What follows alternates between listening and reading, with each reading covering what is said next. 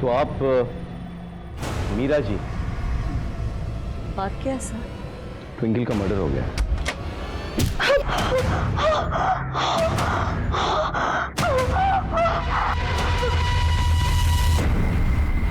क्या? कब? आपको सच में नहीं पता? नहीं सर, मुझे नहीं पता। आपके बेटे ने आपको बताया नहीं? नहीं सर। फोन लगाइए अपने बेटे को। स्पीकर पे। स्पीकर।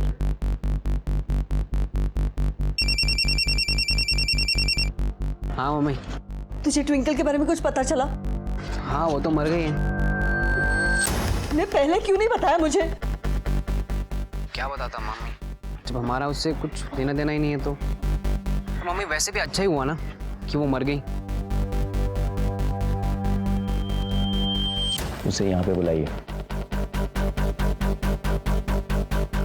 तू कहाँ है? मैं तो बस हॉस्पिटल ही आ रहा हूँ। सर वो यहीं पे आ रहा है। सर पर यकीन मानिए, मुझे नहीं लगता मेरे बेटे ने कोई भी गलत काम किया है। तो फिर किसने किया? आपने? आपका विनीत और ट्विंकल के साथ झगड़ा हुआ था ना? सर वो झगड़ा नहीं करती तो और क्या करती? विनीत ने ट्विंकल के चक्कर में मेरे और मेरे बच्चों की जिंदगी बर्बाद कर दी थी सर। हो सकता है इसी वजह से ट्विंकल का मर्डर हुआ हो। मम्मी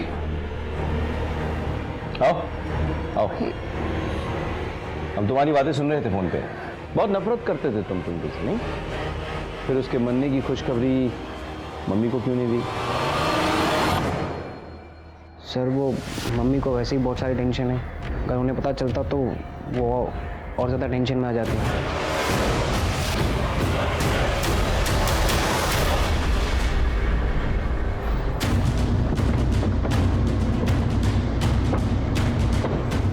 मीरा और उस बेटे का बैकग्राउंड चेक करो, क्योंकि उनके पास दुश्मनी निभाने की गहरी वजह है। सर मैं आने रुकूँ? अंदर आओ। भैया के बड़े एहसान थे मुझ पर, इसलिए मैं शादी के लिए मना नहीं कर पाया। फिर उन्होंने तुम्हें धक्के मारकर घर से क्यों निकाल दिया? दरअसल वो उस दिन भैया ने बेवजह ट्विंकल पर हाथ उठाया था और मैं तो बस उसे दिलासा देना चाहता था। जब तुम जानती हो ये सब, फिर भी तुम ये सब सहन कर रही हो। मेरे साथ चलो, मेरे पास पैसे कम है पर मैं तुम्हारा ख्याल रखूँगा। सर वो मुझसे सारी बातें शेयर करती थी, वो भैया के साथ ज़रा भी खुश नहीं थी। तो ट्विंकल जो फोन पे इतनी बातें करती थी वो तुम्हारे साथ करती थी? जी सर। एक बात बताओ, इतनी बेइज्जती के बाद भी तुम भैया के पास वापस क्यों आ गए? ज़रूरत है सर, ज़रूरत है। मैं बहुत कर्जे में आ गया था। यानी कि बहुत सोच समझकर इतना बड़ा प्लान बनाया था तुमने। मैं कुछ समझा नहीं। ट्विंकल की मौत से सबसे ज़्यादा फायदा किसको होने वाला था? तुमको। कैसे? ट्विंकल के नाम पे 50 लाख का इंश्योरेंस था। सर मैं इस इंश्योरेंस के बारे में कुछ नहीं जानता। ठीक है, देखो ये पैसा तो तुम्हारे नाम ही आएगा, लेकिन अगर तुमने हमसे कुछ छुपाया तो तुम्हारे हाथों इंश्योरेंस का पैसा नहीं, जेल की सलाखें होंगी। जी सर।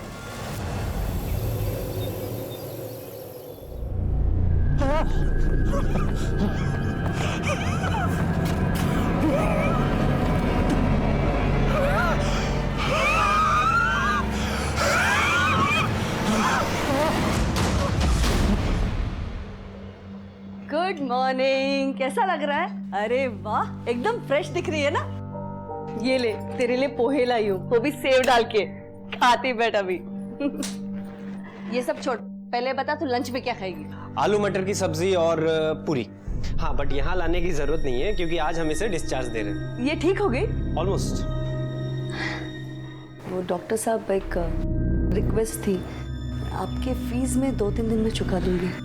Don't worry. सर आज शाम तक मैं आपके सारे बिल चुका दूंगा। टेंशन मत लो, घर की बात है। Thank you doctor. Thank you. पागल हो गया क्या तू? इतने सारे पैसे आज शाम तक कैसे अरेंज करूंगी मैं? मम्मी आप मुझ पे छोड़ दो ना, उसकी आप टेंशन मत लो, पैकिंग कर दें। सलाम सर। बोल सर, कोचिंग सेंटर से बहुत बढ़िया खबर मिली है। क्या?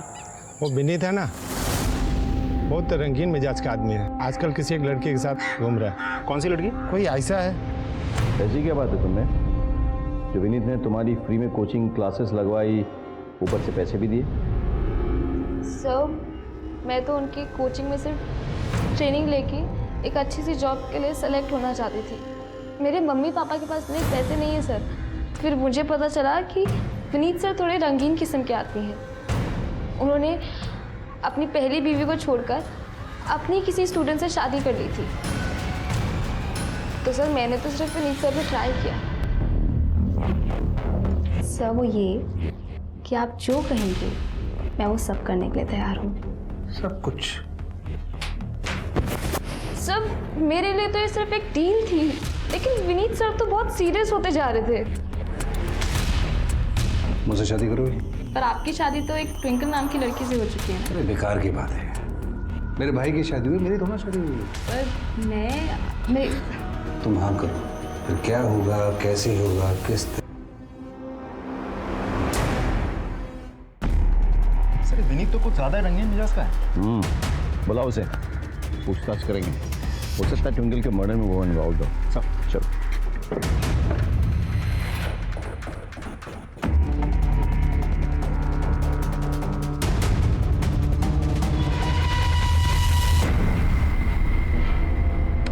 सर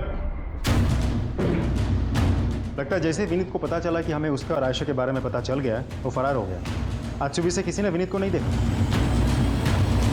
बच कहाँ जाएगा? उसके मोबाइल फोन से रिलेटिव ट्रैक कर सबको। I need information.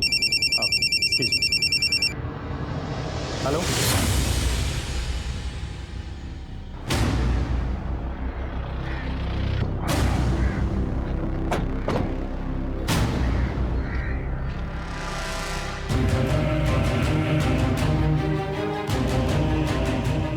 सर ये तो मर चुका है।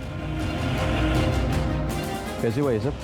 ये आदमी उस तरफ से भागकर आ रहा था और यहाँ आकर गिर गया।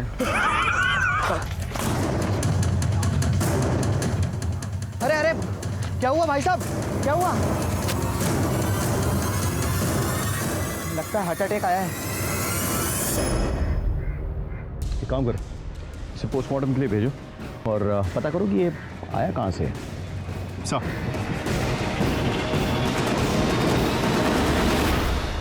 ट्विंकल की हत्या से जुड़े सच जैसे जैसे बाहर आ रहे थे, हमारा शक कई लोगों पर गहरा होता जा रहा था और विनीत भी उन्हीं लोगों में से एक था। विनीत के पास ट्विंकल की हत्या करने का कारण मौजूद था, लेकिन अचानक उसकी खुद की मौत हो गई, जिसने हमें कंफ्यूज कर दिया।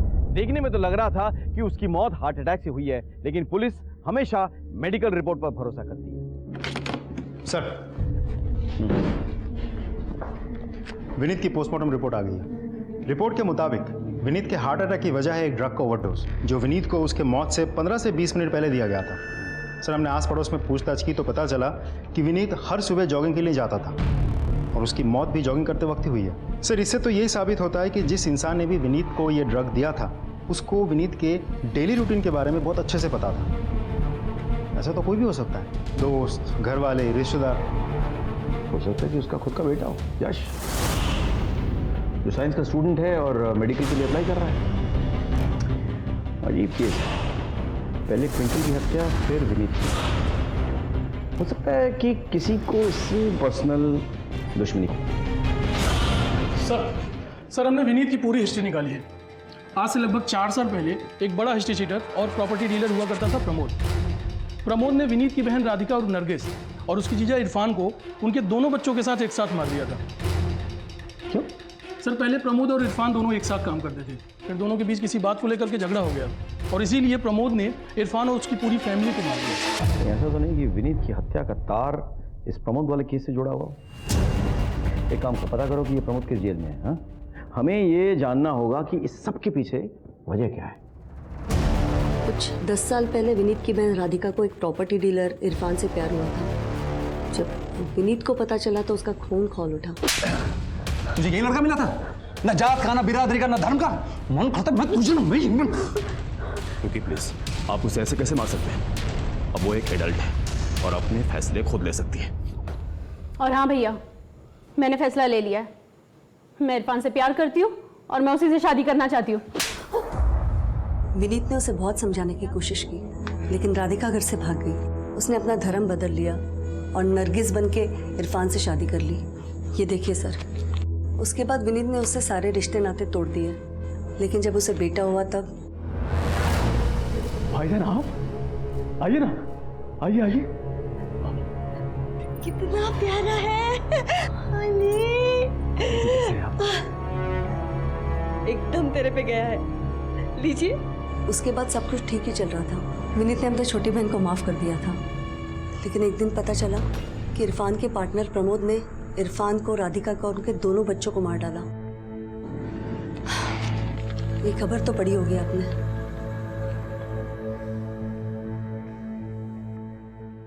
सर, मैंने इस केस को बहुत अच्छे से स्टडी किया। छावनी पुलिस स्टेशन ने प्रमोद को अरेस्ट किया था और विनीत ने आखिर तक लड़के प्रमोद को सजा भी दिलवाई थी। ये प्रमोद कौन से जेल में लॉज्ड है? सर, प्रमोद था तो खांडवा जेल में, लेकिन कोर्ट ले जाते वक्त वो फरार हो गया था कुछ 5 दिन पहले। अरे पकड़ो पकड़ो! क्या बात कर रहे हो? यानी ट्विंकल के मर्डर से 3 दिन पहले हो सकता है कि प्रमोद ने फरार होकर विनीत से बदला लिया हो। सर ये रहे उन नोट्स के सीरियल नंबर्स जो ट्विंकल के मर्डर के बाद चोरी हुए थे और जिनका इस्तेमाल क्लिनिक का बैलेंस पे करने के लिए किया गया था। तुम पे शक करने की बहुत सी वजह है। पहली बात, विनीत का मर्डर ड्रग से हुआ और तुम साइंस स्ट्रीम के स्टूडेंट हो, मेडिकल के लिए अप्लाई कर रहे हो। हमारे पास उन करेंसी की लिस्ट भी है जो नोट्स तुमने यूज़ किए थे अपने बहन के क्लिनिक के बिल पे करने के लिए। अब उनका नंबर उन नोटों से मैच करता है जो ट्विंकल के मर्डर के बाद चोरी हुई, और तुम ट्विंकल से नफरत भी करते थे। सर, ये सब सच है, पर मैंने कोई मर्डर नहीं किया है। मैं तो ट्विंकल से उस दिन लड़ने गया था क्योंकि उसने मेरी माँ की बेइज्जती की थी।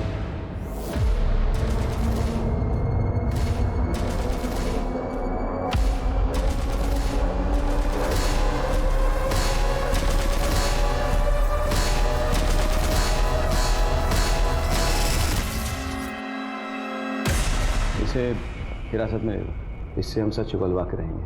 पर सर, मैंने जो कहा चलो वो बेटा, आपको सच है चलो।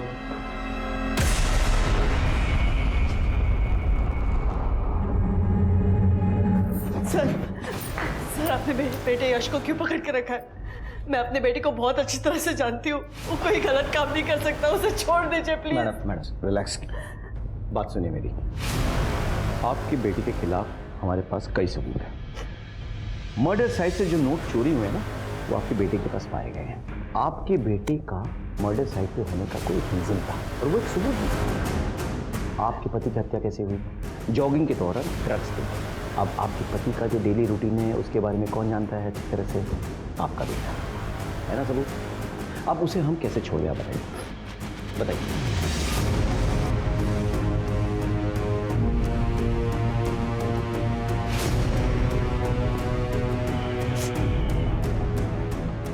अजय सर, विनीत और ट्विंकल के रिश्ते से सबसे ज़्यादा तकलीफ किन लोगों को थी? मीरा और उनके बच्चे।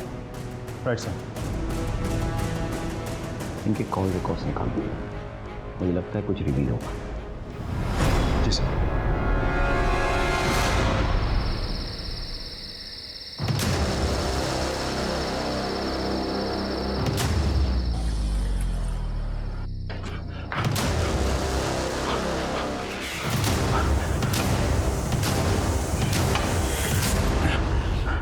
जुनैद, क्या हुआ? मेरा नेपाल जाने के लिए टिकट और पैसे का बंदोबस्त हुआ कि नहीं? बंदोबस्त तो हो गया है, लेकिन नेपाल जाने का नहीं, ससुराल जाने का। फिर गद्दारी किया ना तूने मेरे साथ? लेके चलो इसे।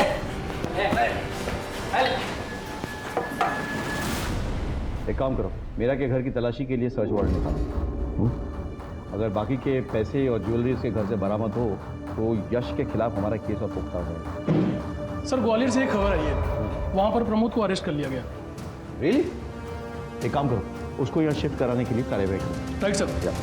उस इरफान को मैंने ही खड़ा किया था साहब, और वो मुझे ही लंगड़ी देने लग गया। मेरा सारा धंधा उड़ाने के चक्कर में था। मैंने उसको ही उड़ा दिया। जब तुझे जेल की सजा मिली तो विनीत से बदला लेने के लिए तूने विनीत और उसकी बीवी ट्विंकल को मार डाला। साहब, ऐसा करने का प्लान तो था मेरा, लेकिन मेरे से पहले ना किसी और ने काम कर दिया। तूने उड़ाया दोनों को? झूठ क्यों बोलूंगा साहब, वैसे भी 4 मर्डर की सजा तो मैं काट ही रहा था, 2 की और सही।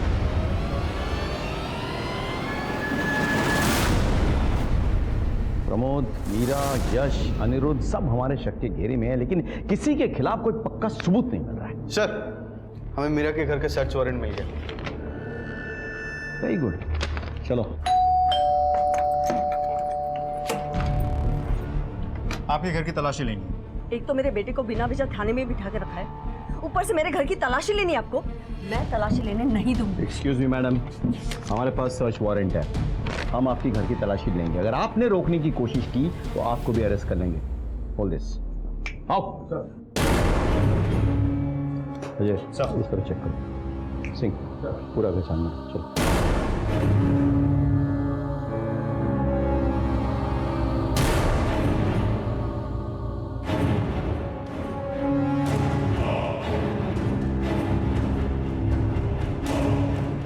सर, घर में कुछ नहीं मिला। एक बार खिड़की के बाहर चेक करो। सर, देखा, मैंने कहा था ना, कुछ नहीं मिलेगा मेरे घर में। अभी तो मेरे बेटे को छोड़ दो।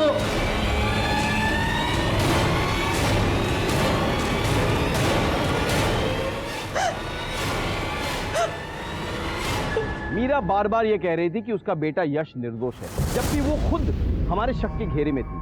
लेकिन उसके घर की तलाशी लेने के बाद हमारे हाथों कुछ ऐसा ठोस सबूत नहीं आया जिससे मीरा का जुर्म साबित हो सके। लेकिन हमारी नजर एक छोटी सी चीज पर पड़ी जिससे इस केस का रुख बदल गया। सर, स्पेशलिस्ट से चेक करवाएं, उसने कंफर्म किया है। और कॉल डिटेल रिकॉर्ड्स? सर, वो भी मैच कर गए हैं। दोनों में रात भर बात होती थी। ट्विंकल के मर्डर वाले दिन और समय पे दोनोदोनों में से किसी एक की लोकेशन वहीं की थी, और विनीत के मर्डर स्पॉट पे भी दोनों में से एक का नंबर था वहाँ। अरेस्ट करो दोनों। चलो।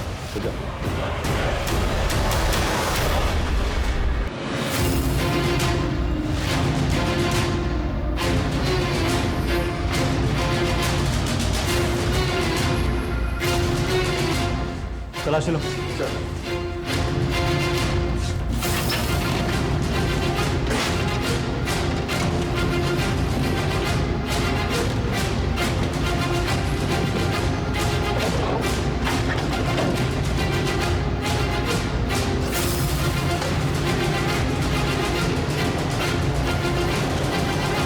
के घर में तलाशी ली तो हमें उनकी खिड़की के बाहर सलोनी जी की दवाइयां पड़ी हुई, फेंकी हुई साबुत। बस मैं शक हो गया। हमने आप दोनों के कॉल रिकॉर्ड चेक करवाए, पता चला कि आप दोनों का लोकेशन तो मर्डर लोकेशन से मैच करता है। और उसके बाद बरामद हुआ नोट और गहने। अब अच्छा इसी में है कि आप भी खुल के हमें बता दें कि आपने ऐसा क्यों किया।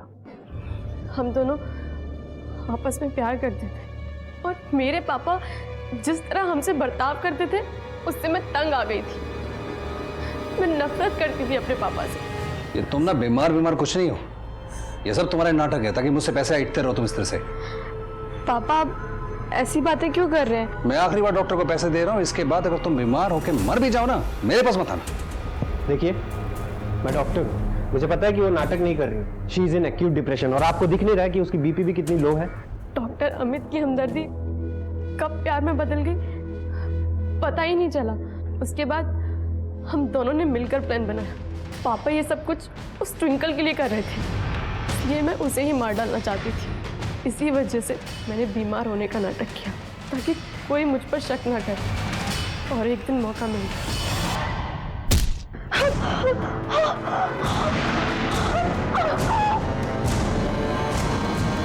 मैंने ट्विंकल से अपना बदला ले लिया था और इस हत्या को लूटपाट की शक्ल देने के लिए मैंने उनकी सेफ से गहने और कैश चुराए। मुझे लगा पापा वापस आ जाएंगे, सब कुछ बदल जाएगा। लेकिन जब आयशा की बात सामने आई तब मुझे पता चला कि मेरे पापा का कैरेक्टर ही घटिया है। इसलिए मैंने उन्हें ही ख़त्म करने का फैसला लिया और मैं उस स्पॉट पर पहुंच गई जहां पापा रोज़ जॉगिंग करने जाते थे। मुझे पता था वहाँ सुबह सुबह आसपास कोई नहीं होता। क्या कर रही हो यहाँ पर? मैं तो तबीयत खराब है ना, मैं तो क्लिनिक होना चाहिए था। आपको मिस कर रही थी पापा, सोचा कि आपको गले लगा लूँ तो शायद तबीयत ठीक हो जाए, जैसे आप मुझे बचपन में गले लगाते थे। आई लव यू पापा।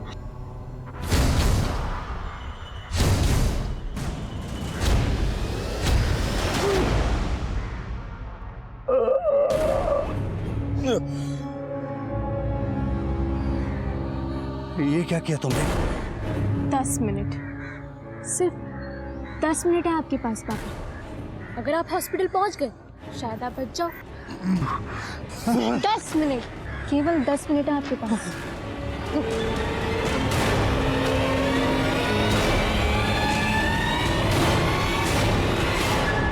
आपके और आपके परिवार के साथ जो हुआ वो बेहद दुखद तो था, लेकिन अपराध का कोई जस्टिफिकेशन नहीं था। आप चाहती तो आपको अपने बाप से जो चाहिए था उसे पाने के लिए कानूनी रास्ता अपना सकती थी, लेकिन आपने क्या अपनाया?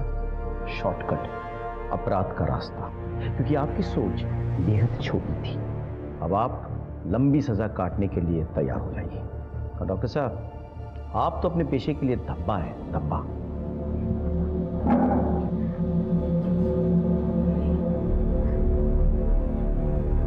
कोई भी गुनाह अपने पैदा होने से अंजाम तक पहुंचने से पहले कई बार दस्तक देता है। इस केस में भी यही हुआ।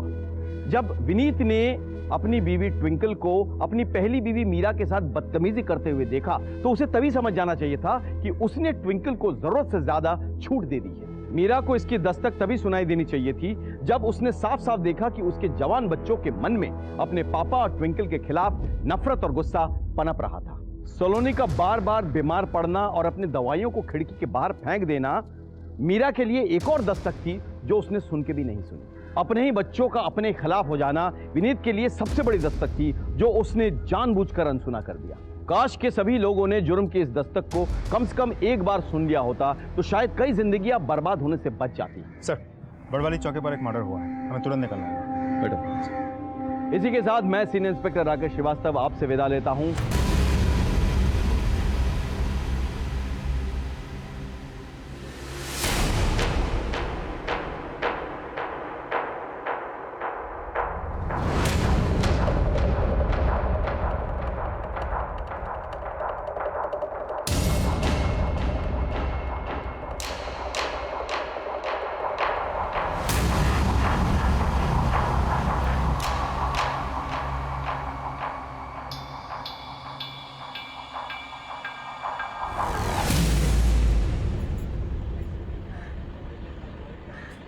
उठो, घर आ गए।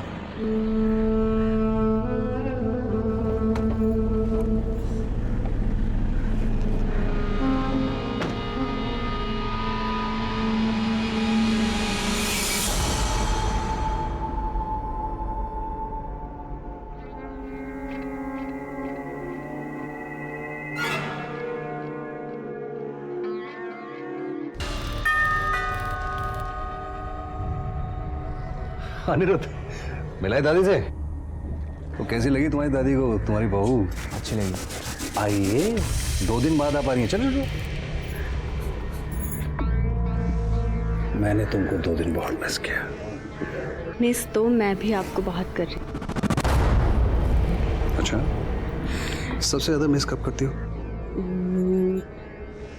रात के समय। क्यों? क्योंकि एक वही तो समय होता है जब बाप मेरे सबसे ज्यादा करीब होते हैं। मैं तुम्हारे लिए एक गिफ्ट लेकर आया। क्या? पहन लेना, पता चल जाएगा।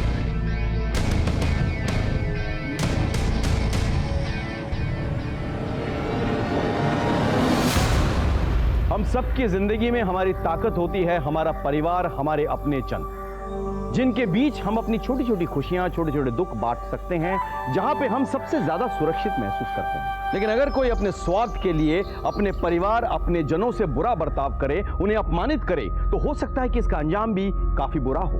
नमस्कार, मैं सीनियर इंस्पेक्टर राकेश श्रीवास्तव। स्वागत है आपका क्राइम पेट्रोल दस्तक में। ये जुर्म की कहानी पिछले साल की है, जब मैं इंदौर में पोस्टेड था। हमारे सामने एक ऐसा केस आया जिसमें प्यार और विश्वास पर लगे घाव ने सारे संबंधों पर प्रश्न चिन्ह लगा दिए थे। हमारे सामने सवाल दर सवाल थे और हमें जवाब की खोज थी।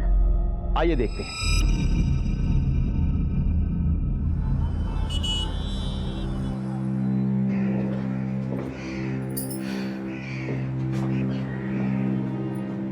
ठीक हो?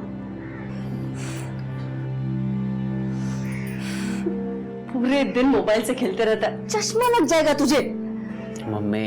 अच्छा सुन, सलोनी का ख्याल रखना, मैं पैसों का बंदोबस्त करके लाती हूँ। पर आप पैसे कहाँ से अरेंज करोगी? तुम्हारे पापा से। पर मम्मी, पापा के पास जाने की कोई जरूरत नहीं है। पर जाऊंगी नहीं तो इलाज के पैसे कहाँ से लाऊं? पर मम्मी, मुझे ये अच्छा नहीं लग रहा।